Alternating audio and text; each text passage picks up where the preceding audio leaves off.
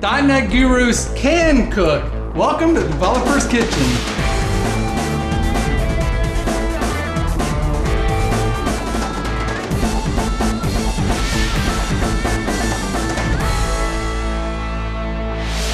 Today, the Developer's Kitchen travels to Connecticut, where we'll be cooking with Carl Franklin, host of .NET Rocks. He's cooking up his amazing grilled leg of lamb from the .NET Gurus Can Cook Cookbook. Welcome to my kitchen. Well, thank you for having us. We're going to be cooking your recipe in our cookbook, Amazing Grilled Leg of Lamb. It is pretty amazing. Oh, that sounds great. Yeah. So we went to the grocery store before. I called in an order of an 8-pound butterflied leg of lamb. They didn't get the word butterflied on the phone because he handed me a boned leg of lamb that you saw in the video. So we had him butterfly it. We went around, we got some vegetables and stuff like that, and then we brought it back here, plopped it down on this cutting board, and now we're going to start. So the first thing I need to do is take off this layer of fat. This is a really nice butterfly, and a butterfly is basically taking the bone out. Well, that's what I was going to ask you. Why do you have a butterfly? Does that help a cook even? It does, exactly right. I mean, first of all, the bone, nobody eats the bone, so it's got to come off the bone eventually. And second of all, the butterflying makes it like a flat piece of meat that will cook evenly on the grill.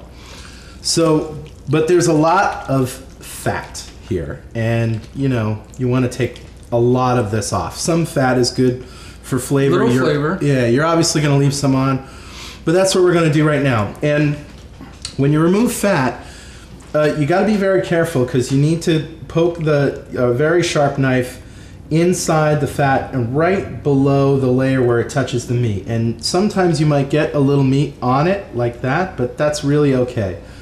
You want to just get it as close as you can and just start slicing.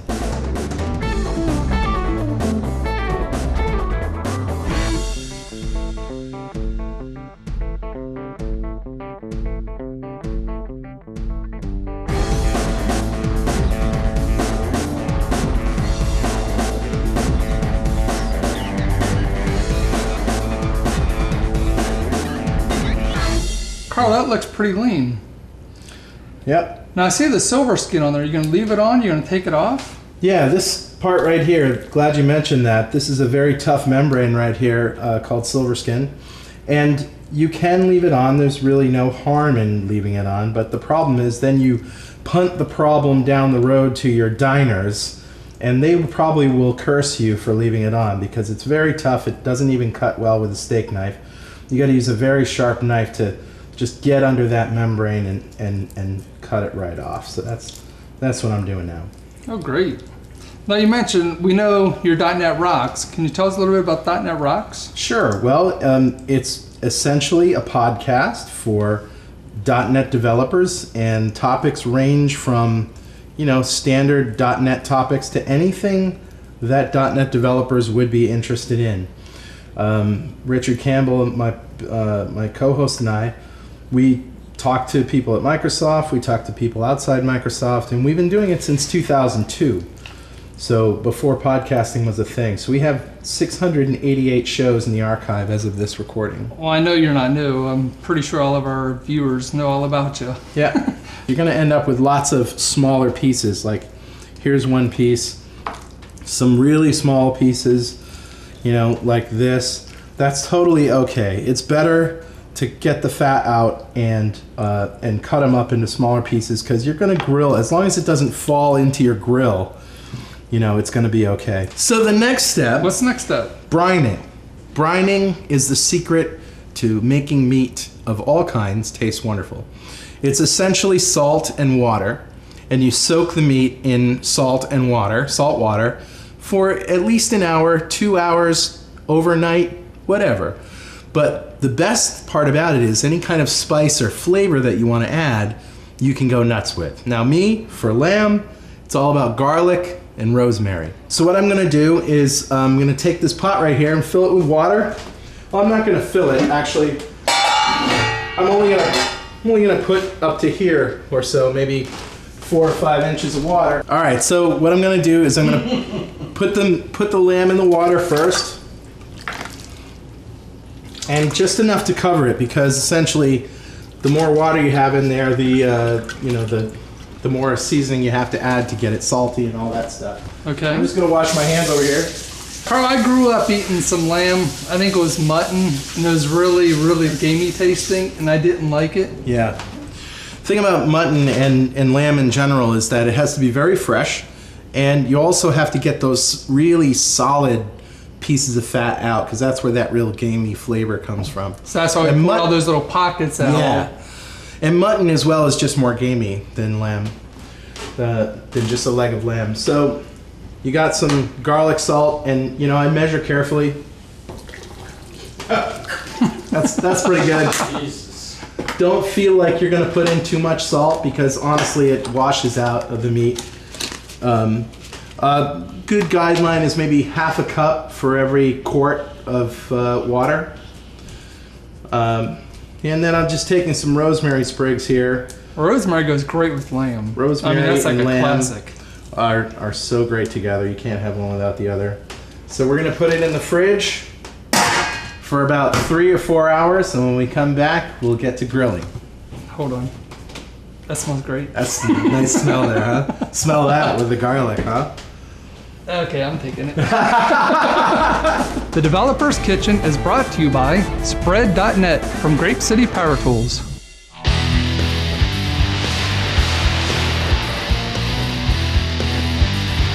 So Carl, Yeah, Richard. you ever embed Excel into an application? That's right up there with sticking ice picks in my ears. Nice. Because your end users have to have the right version of Office and all of that stuff, Yeah. and it has that extra layer of dependency. What I want is just a way to take all that Excel goodness and plop it right into my .NET application. Well, you reminded me of Farpoint Spread from the old days. 20 years ago, Yeah, I no used kidding. Farpoint Spread. But now, of course, it's GrapeCity PowerTools Spread. And now, they have this version that's both for ASP.NET and for Windows Forms in one package. Nice. It's two different controls, obviously, but it's one package. So you Bought don't one, have to. you bought the other. That's right. Spread.net from GrapeCity PowerTools. Smarter components for smarter developers.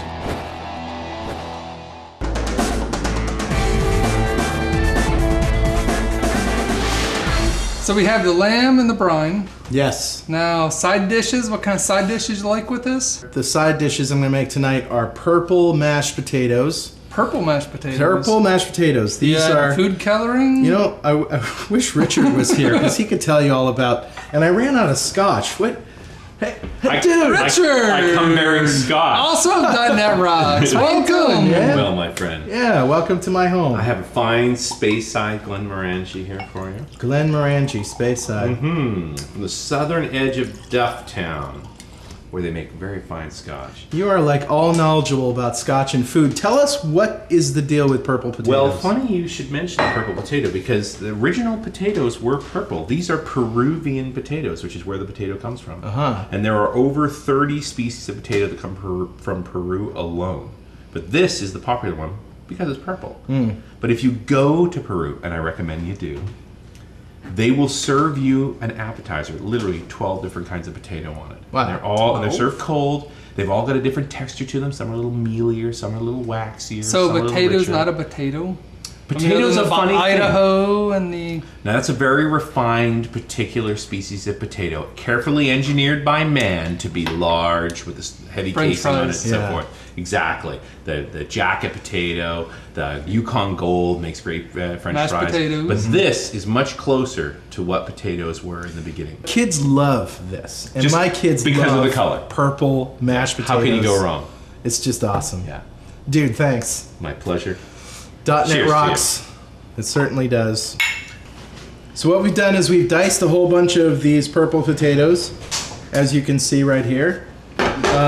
I just peeled them, cut them like so. Let me move this So that's a out of the pretty way. fine dice, not a thick dice. It's for not quick bad. I boiling. basically cut them lengthwise 3 times.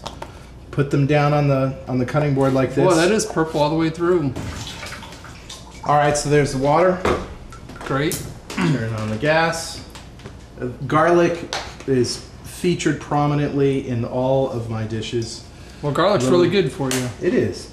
I'm just using garlic salt in the water. We're going to use real garlic in the beans, but there's a special way that you can do that so you don't burn the garlic. So this is essentially going to go We're just gonna let that boil. We'll let that boil. You know, Okay. 10-15 minutes of boiling time for the purple ones. You want to let them go a good 15 so they get nice and soft. These beans, Russ Fustino actually snipped. Yay! He's over there. He just snipped the ends off. Here he is. Oh, another I can make my special cameo. guest. There we go. Camo. Hey, Carl. Hey. This is good. Yeah, I used to snip beans when I was a kid for my mom in the garden, you know? So Yeah. I had experience at that. And look at that. Aren't they beautiful? Beautiful. Sometimes the ones that are freestanding in the grocery store aren't as good as the kind you can get in a bag. Yeah. You just gotta look and see what's better. Sometimes the bag is a little more expensive, but they're better quality. I think I ate half of them, though, when I was cleaning them. Well, yeah, I had love a them. slap in They're your raw. hand. Yeah. We need those. Come on, Russ, for dinner. All right. Now, So- I'm cooking those. You know, I measure everything carefully, so, you know, some butter. That's my kind of eating. Some butter, all right? Right in the pan. You want to saute these till they're just... Al dente? Yeah, or- al dente, exactly. Take some garlic.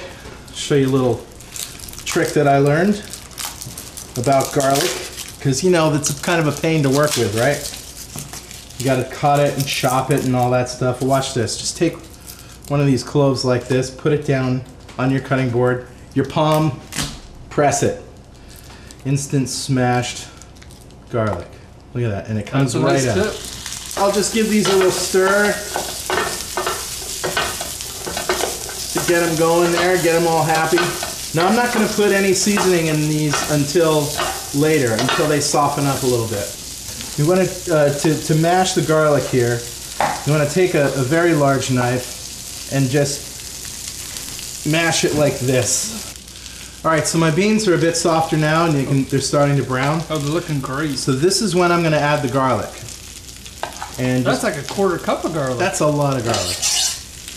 That's my kind of cooking. Yeah, absolutely. And a little kosher salt. You know, a couple of pinches, something like that. And now you're only going to saute this again for three minutes tops.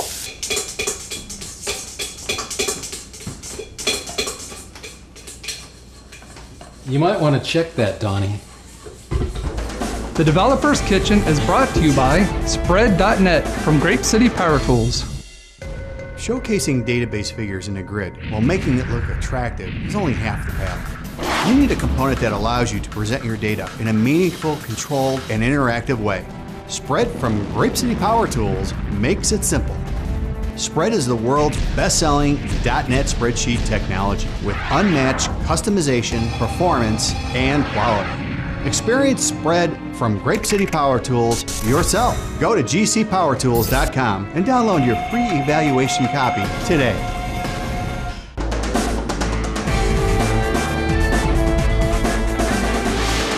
So, Carl, these been marinating for 4 hours now. 4 hours in the fridge. Nice. And I see your grill. You guys set up Yeah. for indirect heating. Yes, so what I've got is I got a 4-burner grill. I turn the two on one side on high, and I leave the other 2 off, and I let it get up to about, I don't know, 400 degrees or so, 20 minutes, something like that. You could turn them all on and let it go for 10 minutes. So Low what and I- slow. Yeah, low and slow. That's what barbecue's all about. Now, lamb, you know, can be kind of tough. So that's why we want to do it kind of slow. Oh, those look great. So I've basically patted these down with, with paper towel, and I'm just going to take them and I'm going to put them on the side with the indirect heat, right on the grill. And you can see that I got the rosemary right on there as well. Once they're on the heat, I'm going to sprinkle a little adobo on them. For a 5-pound piece of meat, it's about 90 minutes is what is general cooking time. After 15 minutes, probably, you want to turn it so that the side that's away from the heat is now facing the heat, okay? And that just makes it even out a little bit more. 15 more minutes, flip it, 15 more minutes, do it again, and just keep doing that. But what I'm going to do is essentially just drop these rosemary sprigs right down into the flame. Wow. And you know they're gonna smoke. They're gonna catch on fire. So when it reaches 125 degrees inside, that's time to take it off and let it rest. and you always got to let it rest. Cover it with foil, let it rest for 5 or 10 minutes before you cut into it. So Carl, your potatoes are looking pretty good. Yeah, they're done. They've been boiling for a good 15 minutes. So what kind of flavoring is going to add to this? Yeah, so what we're going to do is, see, they already have a little garlic, salt. Yeah, well, we boiled them in. Yep, we boiled them in. Oh, hold on. Go ahead. So we boiled them an extra long time, so they're a little mushy, but you got to do that with the purple potatoes because they get a little waxy. So what we're going to do is a little half and half. Just, you know, I measure things carefully, so just like that. A little butter, because we got to have some butter. Butters. Gotta have to have butter. A little more butter. A little celery salt. Gives it a nice little flavor. Garlic powder and onion powder. Little hit of each. Just nice to add some flavor in there. A tablespoon of sour cream. Okay, maybe 2 tablespoons. So you're gonna whip these. I'm gonna whip them up. If you notice a purple thing here, it's because my girlfriend really loves the color purple. So purple potatoes, purple spatula. Purple rain. Purple rain, purple rain. Purple half and half. Just saying. I see the theme going on here. We also want a little black pepper. The black pepper is good. All right, let me taste it. How does it taste? That's really good. Yeah. That's really, really good. You can taste the celery salt. Yeah, I can taste sour cream. Yep. Little onion powder. Little the garlic. Just too good. And boiling the potatoes and the spices really made a huge difference. You put all the flavors directly in the potatoes as you're boiling them. Yeah, so you don't need much extra spices at the end. Yeah, you sense a theme here with the brining and the boiling and salted garlic the flavors. water. Yeah. Natural flavors coming out. It's good. Wow, that's delicious. Yeah, that's good stuff. So now it's time to carve up the lamb. Flipped it just like I said I was going to, and then I turned it one more time, and now you get that nice brown crust on there. That rosemary. Yeah, the rosemary's all crusty and stuff. It's in the original position that it was. So now I got to check to make sure that it's about 120 to 125 degrees. Look at that, folks. That looks great. Yeah. All right, let's take it in under the real light, and you'll see it a little bit better. And that's a nice medium. Now here's the 64-bit question. This I've been waiting for all day long. How is this freaking lamb? .NET Gurus can cook. They can For all of the recipes featured on the Developer's Kitchen, go to gcpowertools.com/cookbook and find out how to get your own copy of .NET Gurus Can Cook.